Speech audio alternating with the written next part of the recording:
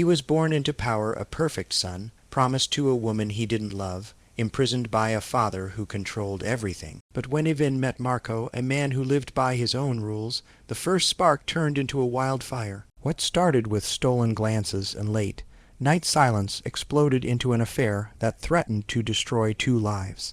They ran crossing lines, borders, and every boundary society set for them. A stolen car, a kiss in the dark. A deal sealed by fear, but freedom came with a cost. Hunted by men with cold smiles and deeper secrets, Ivan had to choose, betray the man who made him feel alive or watch him vanish forever. When they reached the border, everything was on the line: love, loyalty, and the truth he could no longer silence. What would you do if the only person who ever touched your soul was the one your world was built to erase? Did Ivan save him, or sell him to survive? The crash wasn't loud, but it was final. Glass cracked under my shoes as I stepped back, heart hammering, breath ragged. My father's study had always been a temple of silence, but tonight it felt like a prison. His voice still rang in my ears. You'll meet her tomorrow. Smile, Ivan, for the press, for the family. I didn't remember shoving the decanter off the desk, but I saw the bourbon soaking into the rug, smelled the sharp bite of it mixing with old leather and smoke. His eyes had narrowed, not angry, calculating, like a man staring at a contract gone wrong. You don't get to say no, Head said. Not to me. I stood frozen, hand shaking, fingers curled around the edge of the desk like it might hold me together. The walls felt like they were folding in. The portraits of past Blakes watched from the mahogany panels, men in suits, mouths set like locked vaults. I was supposed to be one of them. Instead, I ran, past the housekeeper's startled gasp, past the echo of my name called down the staircase. The cold night hit me like a slap. I didn't stop to grab a jacket. My lungs burned by the time I reached the garage. Keys. I needed keys. I found the ones to my father's spare car, the silver Tesla he only drove for meetings that required optics. My hands trembled as I unlocked it. The leather seat was cold. My breathing fogged the windshield. For a moment I couldn't move, just sat there, fists clenched on the wheel, pulse drumming like a war inside my chest. Then I drove, fast, reckless, the kind of speed that made your bones feel loose. The city lights blurred past as I hit the 90, headed east, away from the mansion, the press, the engagement I never wanted. My phone buzzed again and again. I didn't check it. I knew the name's father, Victoria, publicist. Instead, I turned off into the industrial zone. I didn't know why I ended up at the construction site. Maybe because it was the last place I remembered breathing normally. The half-built tower loomed above like a skeleton of something no one finished like me. I parked behind a stack of pallets. Rain started, soft but steady. The gravel crunched under my sneakers as I ran toward the service entrance. Inside, everything was shadow and concrete, silent, except for the hum of halogen work lamps still glowing on the upper levels. Someone was still here. I climbed the metal stairs. 2 floors up, I heard footsteps, heavy, slow. Then I saw him, Marco, rise, hard hat slung low, reflective vest halves dipped over a soaked hoodie. His face was lit in amber from a nearby lamp, casting sharp lines across his jaw. He stopped when he saw me, eyes flicking from my wet hair to the way I was breathing too fast. I didn't answer. Couldn't. My throat closed up.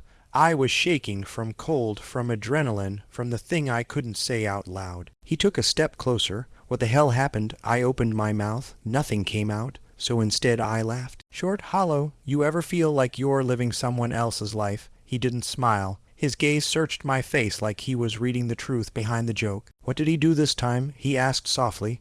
The words cracked something in me. I told him about the engagement, about the threat, about the contract already signed behind my back, about how I'd rather sleep under rebar than wear a ring chosen by men in suits. Hod never once asked me who I was. Marco didn't flinch. He just listened, arms crossed over his chest, rain dripping off his sleeves. He looked like everything I wasn't allowed to be: solid, real, unafraid. When I finished, I couldn't breathe. I didn't know where else to go, I admitted. He studied me for a long second, then pulled off his vest and draped it over my shoulders. It smelled like sweat and sawdust and safety. Stay here tonight, he said. Nobody comes up here after shift. They won't find you. I should said thank you. I didn't. I just sat on a crate and buried my face in my hands. He didn't push. The storm got louder. Somewhere in the distance, sirens echoed faintly, chasing someone else. Not me. Not yet. Marco crouched nearby, elbows on his knees. We didn't talk. The silence between us was thick, but not empty. Eventually he said, "You're bleeding." I looked down. A cut along my wrist must have happened when I slammed the decanter. I hadn't even felt it. He pulled a rag from his tool bag, gently wrapped my arm, fingers brushing my skin. I flinched, not from pain, from how soft the touch was, from how it made me feel something I'd been trying to bury under suits and press releases. His eyes lifted, met mine. Neither of us moved. Then he said, "You don't have to go back, not tonight." I almost believed him, but we both knew the clock was ticking. That silence didn't last forever. The moment shattered when my phone lit up again, this time a text from Victoria. "Your father knows where you went. Don't go home." I showed it to Marco. His jaw tightened. The lights in the distance blinked like warning beacons. And for the first time I asked it out loud. What if I didn't go back at all? The storm hadn't let up by morning. I woke to the sound of water hammering the steel beams overhead, and Marco's jacket draped across my chest. My neck ached from sleeping upright on the crate, and my hands were still trembling, not from cold, from what I'd done. I'd left, walked out on my father, on the life they'd built like a gilded cage around me. For once I hadn't looked back. Marco sat nearby on an overturned bucket, sipping from a thermos. He looked like he hadn't slept either. His hoodie clung to his frame, damp from the night air, but his face was calm, too calm, like he'd seen worse than rich boys breaking down in half-built towers. "You always this dramatic?" he asked, voice dry. "Only on Tuesdays," I said. He smirked, but it faded fast. "Your phone's still off," I nodded. I hadn't checked it since that last text from Victoria. He stood, stretching. "Then we've got maybe 6 hours before someone decides to come looking in the wrong places." I swallowed. "You think he'll call the police?" Marco didn't answer right away. He paced to the edge of the open scaffolding, looking out over the skyline. Rain streaked across the gray morning, smearing the city into watercolor. "If it were me," he finally said, "and I wanted to scare someone back into line, yeah, I'd make it look like a kidnapping, get people nervous, get you compliant." I rubbed my temples. He wouldn't, but I knew better. My father had once frozen my college fund for 3 weeks because I missed a press event. Marco turned back to me, his expression unreadable. "You have anywhere else you can go?" I shook my head. He sighed. "All right, then come on." "Where?" "My place," he said. "It's not a palace, but it's dry. You'll catch pneumonia up here." I hesitated, not because I didn't want to, but because a part of me had already grown too used to the sound of his voice, too aware of the way he moved, careful but assured, like someone had learned to walk on broken glass and never flinch. But I followed him down the scaffolding, through the skeletal silence of the site, into the parking lot, where his beat-up Ford truck sat like a defiant relic against the cold steel of my father's empire. The ride was quiet. My clothes were soaked. My cut wrist throbbed, but none of that felt real. The only thing that did was the warm hum of the engine, and the way Marco kept glancing at me out of the corner of his eye, like he wasn't sure if I was going to break apart or jump out the window. His apartment was small, ground floor, corner unit, slightly damp, faint smell of coffee and motor oil. But it felt more like home than my entire house had in years. He handed me a towel. "Bathroom's through there. Hot water takes a minute." When I came out hair damp, hands steadier, he was making eggs. No questions, no small talk. Just the quiet rhythm of a man who knew how to take care of things. We ate in silence. Then he finally asked, "What's the plan?" I blinked. "Plan?" He leaned back. "You can't stay here forever. Hell find you, especially if you keep using that phone." I set my fork down. I don't know. I didn't think this far ahead. He didn't say I should. He didn't lecture. Just nodded once, like he understood the weight of choices made in desperation. After breakfast he handed me a hoodie that was far too big,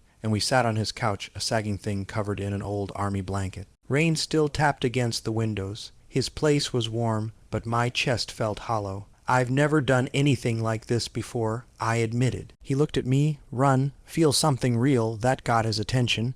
His gaze sharpened, like he wanted to ask 100 questions but didn't trust any of them to land right. Instead, he said, "You hungry again?" I shook my head. He nodded toward the corner where his guitar leaned against the wall. "Wanna learn a chord or two? Distracts the brain. Can you play?" "Not well," he said, but picked it up anyway. Strummed something soft and slow. Not a song. I knew just notes that hung in the air like breath. I watched his hands. The way his fingers curled with calloused ease. The way his brow furrowed slightly, like he felt every vibration through his bones. "You're good," I said quietly. He didn't respond, just played, and I felt something tighten in my chest again. a thread pulling me toward him. When he stopped, he set the guitar aside and turned to face me. "You scared, terrified," I said. "You always," he admitted, "but not about this." I swallowed. Then what? He didn't answer, just leaned forward, elbows on knees, eyes on mine. The space between us felt thin. I didn't move, I didn't speak. He reached up, brushed his thumb gently across my cheekbone. "You don't have to say anything," he whispered.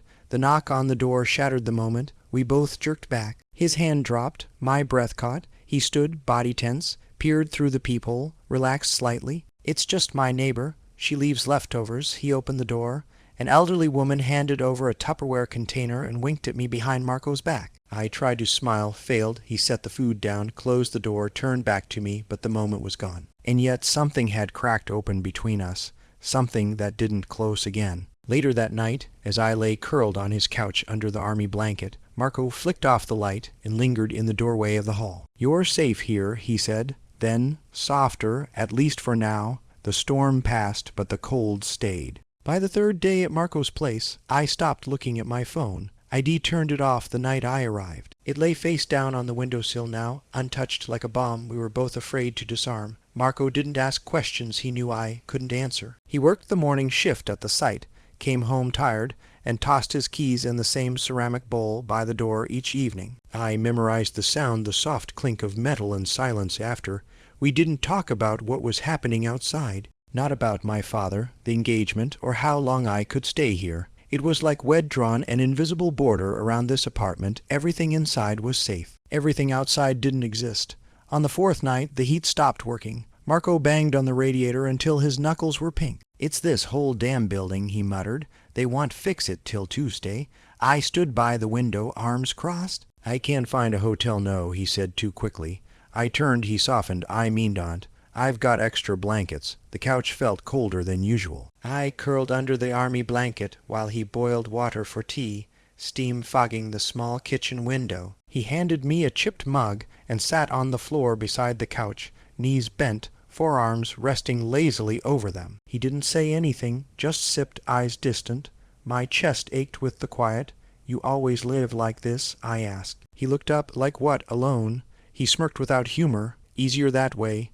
"Because you want it that way?" I asked. He didn't answer right away. Instead, he looked at his mug like it might give him an excuse. I used to think I deserved it. The confession settled between us. Heavy, real, I leaned forward, blanket sliding from my shoulder. What changed? His eyes met mine. "Steady, unafraid, you showed up," he said simply. My breath caught. He stood, placed both mugs on the counter, then walked past the couch toward the hallway. I thought that was it, conversation over, but then he paused, turned.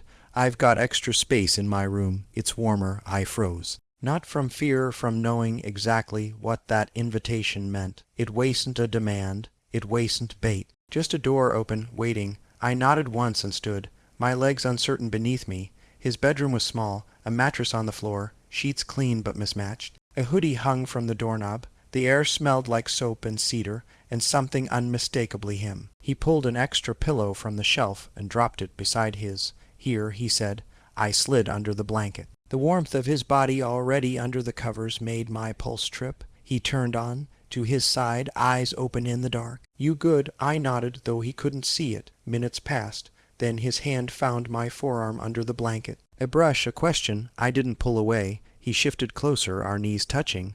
I felt the heat of him, the slow rise and fall of his breath. His fingers grazed mine again, then stilled, waiting. "I can't stop thinking about you," I whispered. He didn't move, didn't speak, just exhaled, long and shaky. "I thought it would fade," I said, barely audible. "But it's worse every time I look at you." His hand slid over mine, tightened gently. "Same," he breathed. I turned toward him. My chest brushed his. Our faces were inches apart. I could smell the rain still lingering in his hair. I could hear the tension in his breath. When our lips finally met, it wasn't smooth. It wasn't perfect. It was hesitant, real, the kind of kiss you only give when you don't know if you'll get another chance. His hand moved to the back of my neck, holding me like I was something fragile and burning all at once. I pressed into him, the blanket slipping off one shoulder. Skin met skin in patches, a wrist, a hip, a collarbone. The warmth between us turned electric. Our mouths moved slower this time, sinking in a rhythm that felt dangerous. Sacred, then a bang,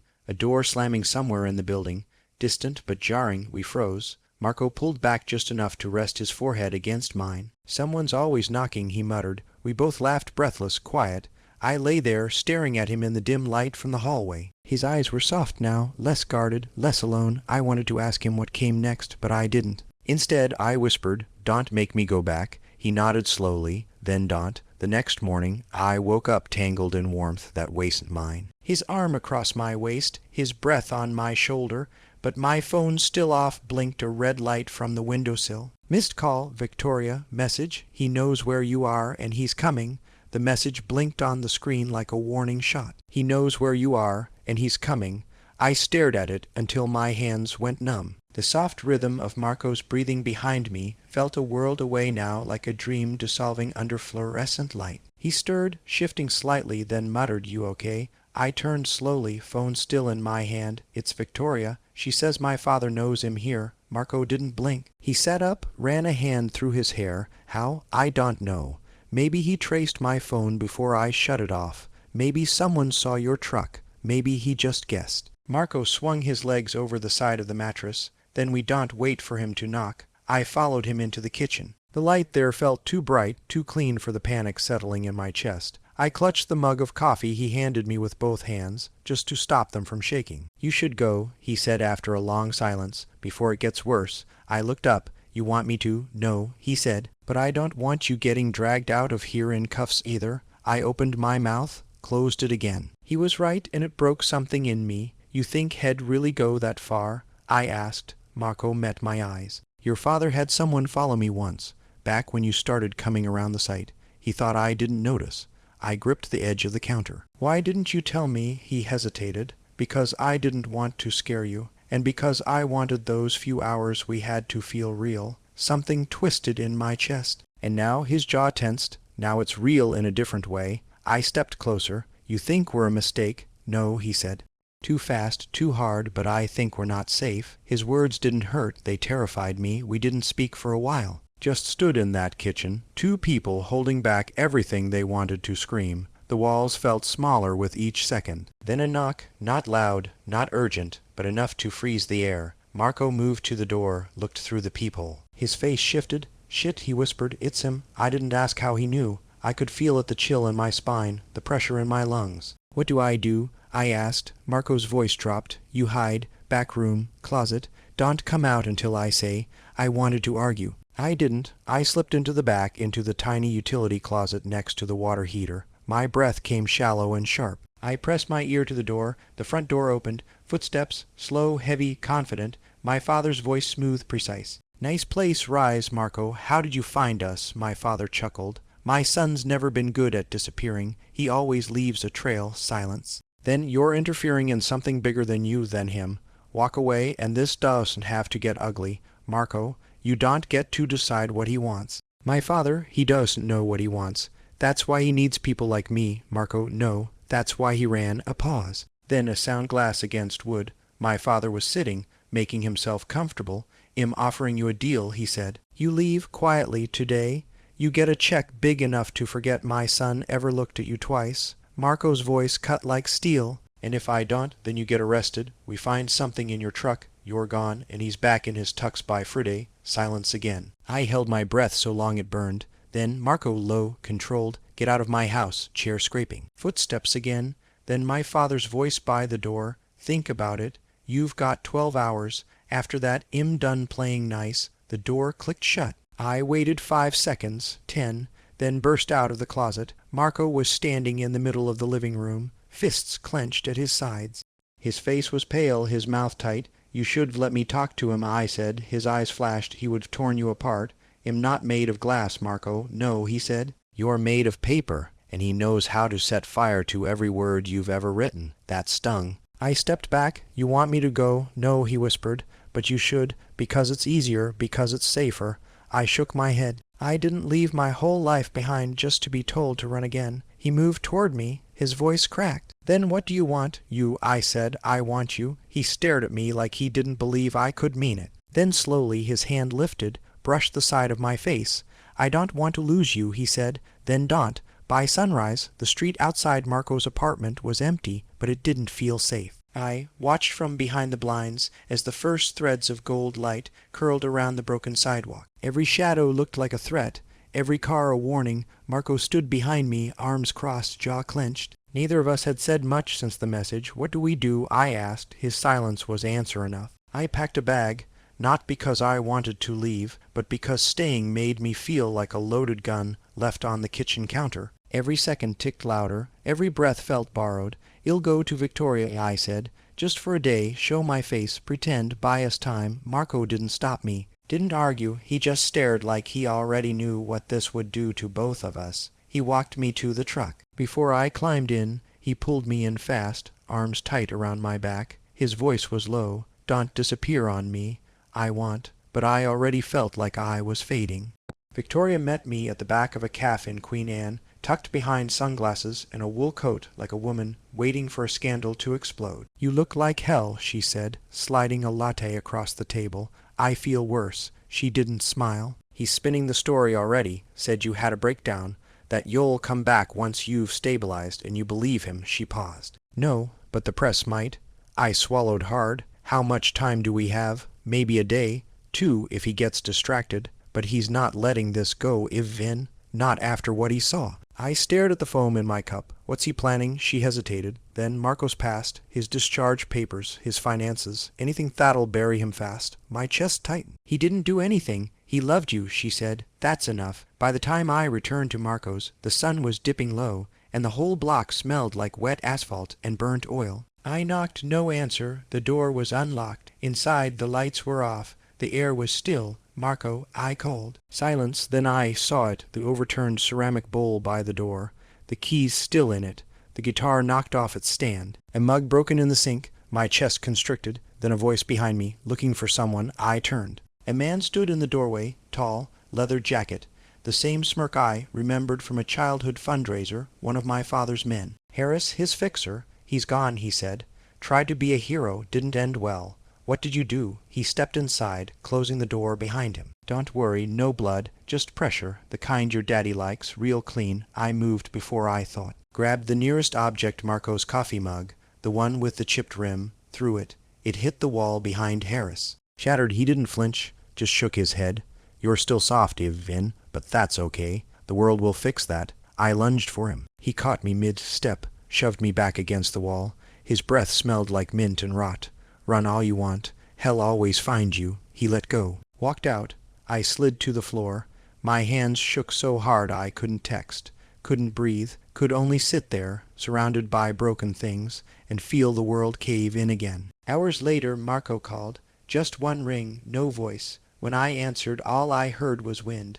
Then his voice quiet, strained. "I'm okay. Where are you?" "Don't say my name," he said quickly. "They're watching. I don't have much time. Tell me where I'm at the lot, the old train yard, east side. Are you hurt?" "Silence, Marco. Come fast. Don't bring your phone." I drove with my hands clenched on the wheel so hard my knuckles ached. The train yard was half abandoned, graffiti on rusted cars, weeds growing through the tracks. I found him near a shipping container, hoodie torn, lip split, eyes sharp. "Jesus," I whispered, reaching for him. He didn't let me touch him. "Not yet." "You okay?" he asked. "No," I said. "You?" He didn't answer. Instead, he took a deep breath. "We can't stay here." He won't stop. "Then let's go." He looked up. "Go where?" "Anywhere. Mexico, Arizona, off grid." "Doesn't matter." His hand brushed mine. "Y'd do that?" "I already left everything." "I'd do it again." He kissed me then, not gentle, not safe. It was desperation and heat and fury. My fingers curled in his shirt. His hands trembled on my face.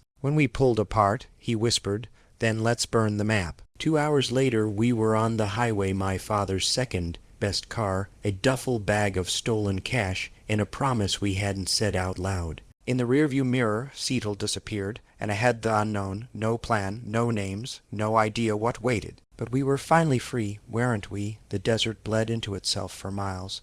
Dust clung to the windows like ash. The heat outside pulsed like a living thing. We hadn't spoken in hours, not since Marco tossed his burner phone out the window outside Fresno and said, "No more contact, not even with her." "Victoria wouldn't turn us in," I muttered, still staring at the side mirror. "She doesn't have to," he said. "She just has to hesitate." We pulled into a gas station near the edge of Bakersfield, one of those nameless stops with a flickering neon sign, and 2 vending machines full of things no one should eat. I went inside to grab water. When I came out, Marco stood by the car, phone in hand. His face was unreadable. I stopped cold. What is that? He hesitated. Mine old one. You said no contact.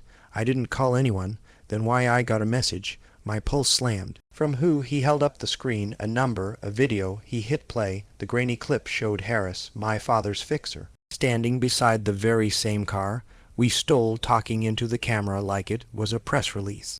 If you're seeing this, you already know what we found in the trunk. That makes things simple. You come back if Vin or this goes public. Your name, his past, a little staged footage. It'll look real enough? The screen froze on Harris' smug face. I felt sick. Tell me it's fake, I said. Marco didn't answer. I didn't know, I whispered. I didn't know head. He turned away from me, fists clenched. Did you think he wouldn't? That head just let you vanish with me and move on? No, I said. But I didn't think head frame you. Marco laughed once bitter. Your father doesn't care about me. He cares about the optics, about owning you. I stepped closer. Then we run, we keep running. Marco turned on me fast. And then what? Hide forever. Keep waiting for a knock on the door. You don't get it, Vin. I've been hunted before, it doesn't stop. You're saying we give up. I'm saying we breathe before we drown. I reached for him. He stepped back. Something broke then, not loud, just quiet enough to be permanent. You don't trust me, I said. I trust you, he said. I don't trust the weight you carry. My chest burned. I chose you. He looked away. Not when it counted. I stared at him. You think I betrayed you for comfort. I think, he said slowly, that you were raised to see people as temporary, that the minute it gets hard, your blood tells you to run. I stepped back like head slapped me. He didn't apologize. Instead, he added, quieter now, and I think I love you too much to watch you become him. The air turned razor sharp. For a second I didn't speak. Couldn't. Then I grabbed the keys. I'm leaving, I said. He nodded once. I figured, but not to go back. He turned to face me fully. Then wherever you're not doubting me, his mouth opened. Closed. He didn't try to stop me, so I left. I didn't get far.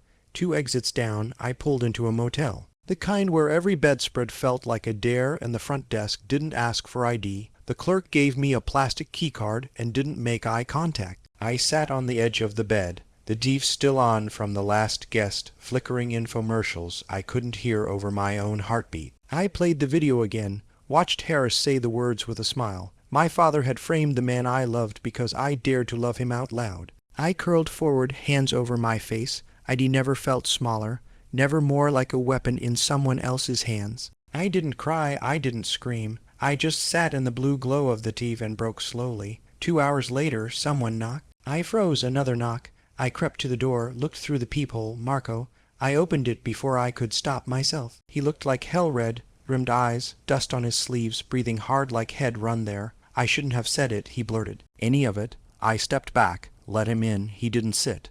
Just stood there, running his hands through his hair. I'm scared, he said. I know. I don't mean of your father. I know that too. He turned to face me. I'm scared of what it means if we keep going, of what it means if we don't. I nodded. Then he stepped closer, slower this time, hands gentle. When his lips met mine, it wasn't hungry, it wasn't desperate. It was forgiveness, and fear, and a promise that hurt more than silence. We stood in that dark motel room, holding each other like everything might collapse again. Like we could hold it off a little longer. Later, tangled in thin sheets and thicker silence, Marco whispered into the dark, we try the border tomorrow. If we make it, we start over. I didn't answer. I just held him tighter and prayed the sun wouldn't rise. We left before sunrise. No music. No conversation. Just the sound of tires carving lines into the desert and the occasional buzz of static from the radio, searching for something to hold on to. Marco drove. I watched the sun bleed over the horizon in the side mirror, a ghost chasing us,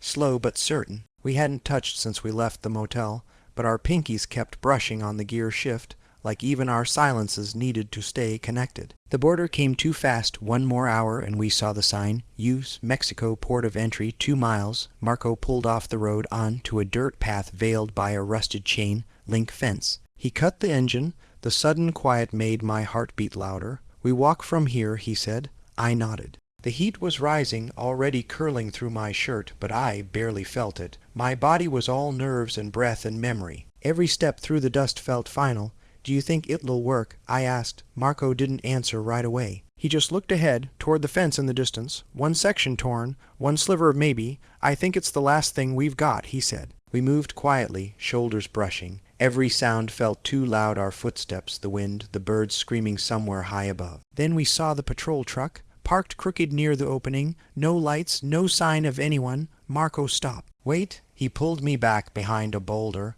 "Could be abandoned," he whispered. "Could be worse." A door slammed. Then voices, two, maybe three, moving toward the hole in the fence. Marco grabbed my wrist. "Back to the car, now." But it was too late. "Hands where we can see them," someone shouted. Spotlight, dust, boots on gravel. We froze. A second later we were on the ground. "Zip-tied? Searched?" Not brutal, but not gentle either. One of the agents leaned over me. "You're in Blake, right?" I didn't respond. He smirked.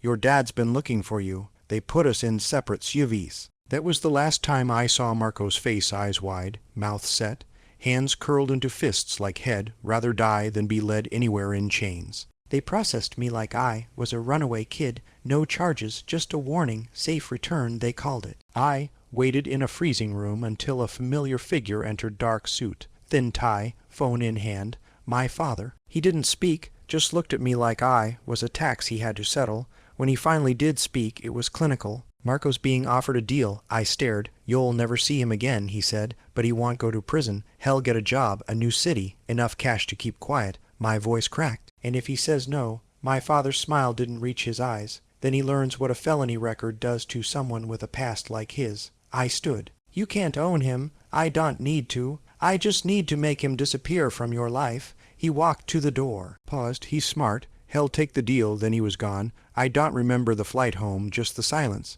"The emptiness." Victoria texted once. He signed. "Cash and he won't contact you. I'm sorry." I didn't respond. Now, weeks later, I stand at the edge of the construction site where we first met. The tower is nearly finished. Steel polished, windows reflecting the clouds like nothing ever burned inside them. I hold something in my hand, an old Zippo lighter, scratched, heavy. Marco's initials carved into the side. He left it in the glove box, maybe by accident, maybe on purpose. I flick it open. The flame dances, brief and brave. Then I close it.